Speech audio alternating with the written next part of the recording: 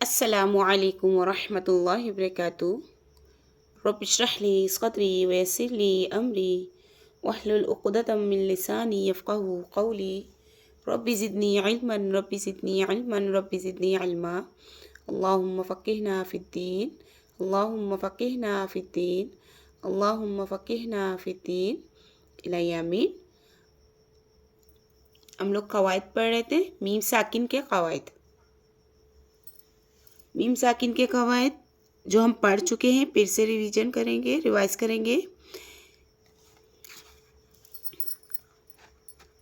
میم ساکن کے 3 قواعد ہیں: ادغام شفوی، اخفاء شفوی، اظہار شفوی۔ ہم لوگوں نے ادغام شفوی پڑھ لیا ہے، لیکن پھر سے ریوائز کریں گے۔ شفوی کہتے ہیں، شفوی کے معنی ہیں ہونٹ، شفوی کے معنی ہیں ہونٹ، اور حرف میم ہونٹوں سے ادا ہوتا ہے، ٹھیک ہے۔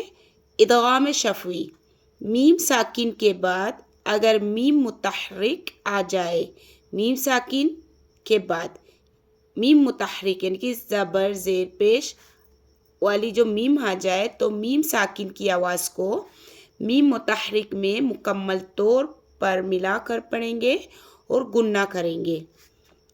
مثلاً دیکھو یہاں پہ میم ساکن ہے، اس کے بعد میم متحرک آ رہا ہے، پیش آ رہا ہے، دیکھو میم ساکن کے بعد میم متحرک آ رہا ہے، تو یہاں پہ ہم گننا کریں گے، مکمل طور پر مرج کریں گے، یعنی کہ میم متحرک میں مکمل طور پر ملائیں گے، جیسے کہ تم۔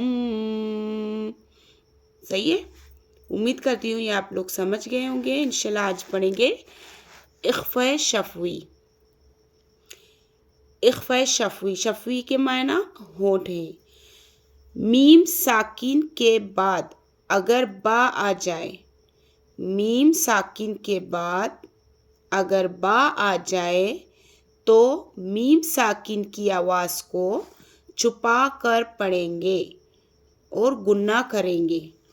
میم ساکن کے بعد یعنی کہ میم ساکن کے بعد اگر با آ جائے، جیسے کہ یاد نظر آ رہا ہوگا آپ لوگوں کو، میم ساکن کے بعد اگر با آ جائے تو میم ساکن کی آواز کو چھپا کر پڑھیں گے اور گننا کریں گے۔ مثلاً ہم بمؤمنین، پوری میم ساکن کی آواز کو ہم چھپائیں گے اور یہاں پہ گننا بھی کریں گے، یعنی کہ یہاں پہ اخفاء شفوی ہو رہا ہے۔ میم ساکن کے بعد اگر با آ جائے تو وہاں اخفاء شفوی ہو رہا ہے، ٹھیک ہے۔ میم ساکن کے بعد با آ جائے تو وہاں اخفاء شفوی ہوگا، میم ساکن کی آواز کو ہم چھپائیں گے اور گننا بھی کریں گے۔ ہم بمؤمنین، اور اس مثال کو دیکھیں گے، علیکم بوکیل، پوری میم ساکن کی آواز چھپ رہی ہے، دیکھو پڑھ کے بھی آپ لوگ خود دیکھ لو، علیکم بوکیل۔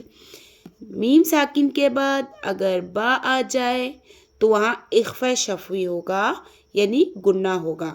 میم ساکن کے بعد اگر با آ جائے تو وہاں اخفاء شفوی ہوگا، یعنی گننا بھی ہوگا۔ امید کرتی ہوں آپ لوگ سمجھ گئے ہوں گے۔ السلام علیکم ورحمۃ اللہ وبرکاتہ۔